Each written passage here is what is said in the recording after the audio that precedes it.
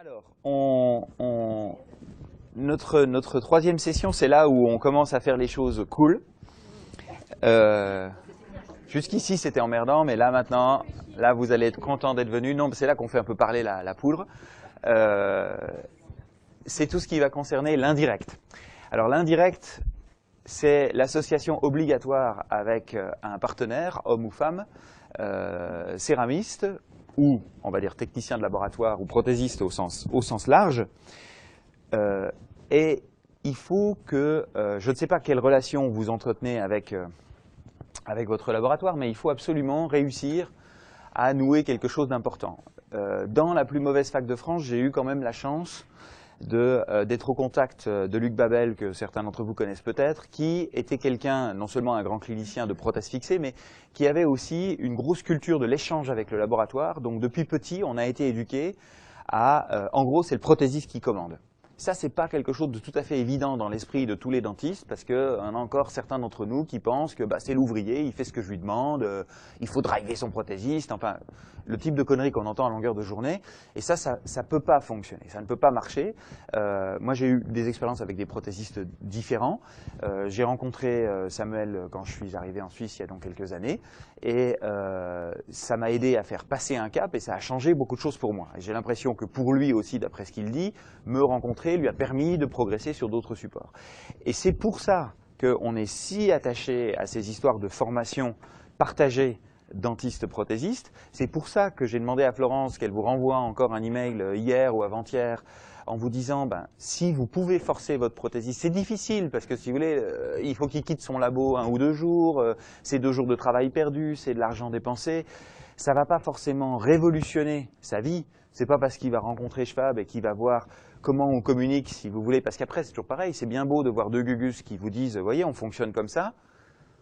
C'est comme pour la digue, hein, c'est toute une conversion après. Il faut dire, alors si on veut faire pareil, il faut se prendre par la main, puis il faut tout faire pareil. Il ne faut pas juste, si on vient pour dire, ah oui, ça c'est un bon petit truc, ça marche jamais, ça. C'est comme pour le reste, où on prend tout, on essaye, et après on le remet à sa sauce, éventuellement, ou on prend rien, et ça n'a servi à rien. Moi, je pense que c'est extraordinaire de pouvoir, comme ça, fédérer des équipes et nouer les choses. La plupart des dentistes qu'on voit dans les formations, il y en a 1 sur 2, toujours, qui renvoie un email après, dit j'ai un souci, etc. Le souci vient du laboratoire, du manque de pas de l'incompétence du laboratoire, du manque de communication. Ah mais mon prothésiste fait comme ça, ah mais il comprend pas, mais on peut pas faire. Donc en gros, ça n'a servi à rien. Si vous pouvez avoir votre prothésiste la prochaine fois avec vous, je pense que c'est un plus. Sinon, à la limite, vous viendrez nous voir à Lausanne, vous dépenserez encore un petit peu plus d'argent pour avoir cette... Pour moi, c'est parfait, si vous voulez. Mais vous avez là vraiment quelque chose de tout à fait précieux. Et vous allez voir dans ce que je vais vous dire aujourd'hui, notamment pour les facettes, qui sont quand même le niveau ultime de la difficulté dans ces histoires-là. Et tout le résultat dépend de ce que le technicien va vous faire. Il vous en fait des belles. Vous avez un truc super, même si vous avez été un peu mauvais. Vous faites un truc super, il vous fait un truc un peu moyen, le résultat, ça sera un peu moyen, ou ça sera carrément mauvais. Donc c'est terriblement important d'avoir cette relation, et c'est terriblement important pour des séances, on va en parler demain, notamment quand on fait des facettes. Je compte toujours à peu près entre 1 demi-heure et 3/4 d'heure par facette, pour les tailler ou pour les poser. Vous imaginez 6, ça fait l'après-midi. Vous ne pouvez pas, dans l'organisation du cabinet, prévoir une après-midi ou une demi-après-midi pour préparer les facettes et encore une demi-journée pour les poser la semaine qui suit ou 10 jours après ou je ne sais comment, et vous contenter de faire un essai parce que ça ne va pas. Ah, la forme va pas, ah ça vous plaît pas madame, oh tiens la couleur, c'est pas possible. Il faut absolument que les choses soient réglées en amont. La forme, c'est celle qu'on a essayée. Il n'y a pas de changement de forme. C'est ce qu'on sait depuis le début. On a essayé, on a tout réglé. Je vais vous montrer comment. Avec le laboratoire, avec le patient. La couleur, c'est le patient qui a été au laboratoire où vous avez des moyens de détermination de la couleur, qui sont précis pour ne pas avoir à « Ah non, c'est pas bon ». 9 cas sur 10, si ce n'est 99% des cas pour les facettes, je prends, je pose.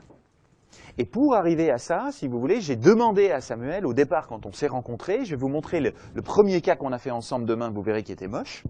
Donc voilà, on couchait pas ensemble depuis très longtemps, on connaissait pas bien nos corps, ça marchait pas très bien, et après ça allait mieux. Mais au départ, si vous voulez, je lui ai dit, alors voilà, moi je pense qu'on peut faire comme ça. Tu penses quoi?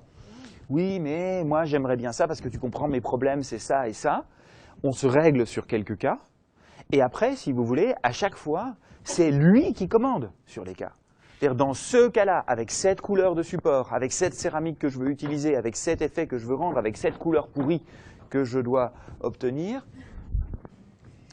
j'ai besoin de tant d'épaisseur, j'ai besoin de tant de ceci, j'ai besoin de tant de cela. Et éventuellement, moi je lui dis, c'est pas possible. Ça je peux pas faire, pour une raison, pour une... Ah ben écoute, si tu peux pas, peut-être on en rediscute avant de commencer. Quand tout est calé, vous êtes aux ordres du technicien, parce que c'est lui qui a le truc compliqué à faire. Nous, on n'a rien à faire, juste donner des coups de fraise. Il faut juste les donner correctement.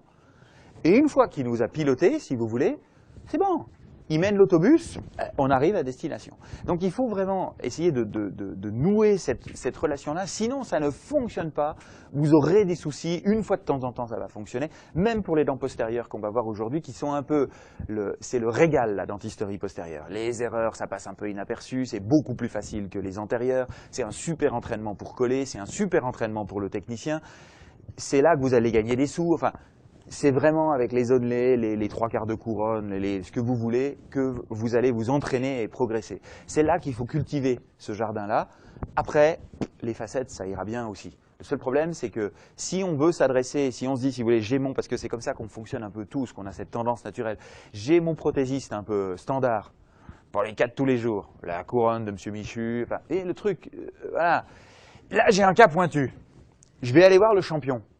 Le problème, c'est que voilà, si vous découvrez le champion le jour du cas point, mais ça ne marchera pas, c'est pas possible. C'est comme acheter un composite de stratification incroyable et vous dire je me le réserve pour l'angle de la voisine quand il va se casser, quand son gamin va se péter la gueule en trottinette.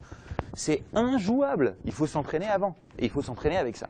Donc c'est vraiment un truc à cultiver et pour moi ça a véritablement tout changé. Donc on va dans ces 2 jours parler d'inlay, d'onlay, d'overlay, vous appelez ça comme vous voulez, des bouts de quelque chose, de composite, de céramique, on verra qu'à mon avis on peut faire les deux, que l'on peut mettre sur les dents de devant et sur les dents du fond, dans un cadre, toujours pareil, qui est restaurateur. C'est-à-dire qu'on n'est pas dans la dentisterie esthétique des champions du monde avec la comtesse de Ségur à soigner, si vous voulez, c'est juste les personnes normales, dans un cadre restaurateur.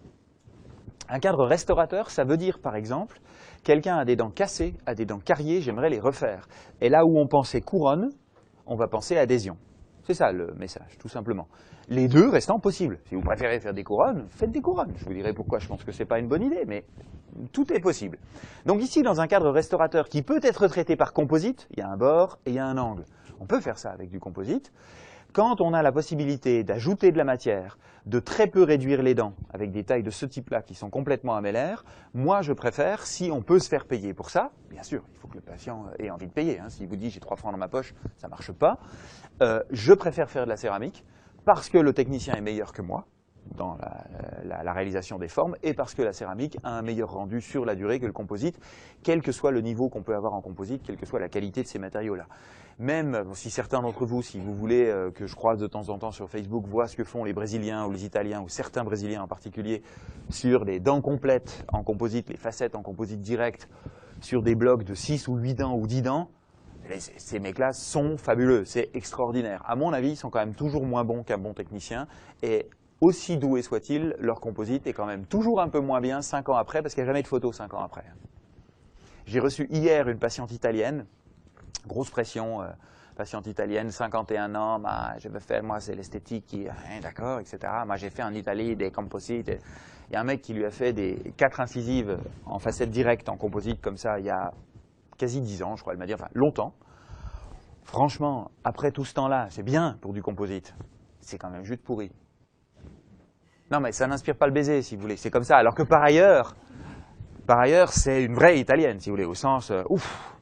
Ah, ça fait un courant d'air dans le cabinet quand elle arrive. Donc c'est magnifique, mais je ne crois pas que ça vaut la céramique.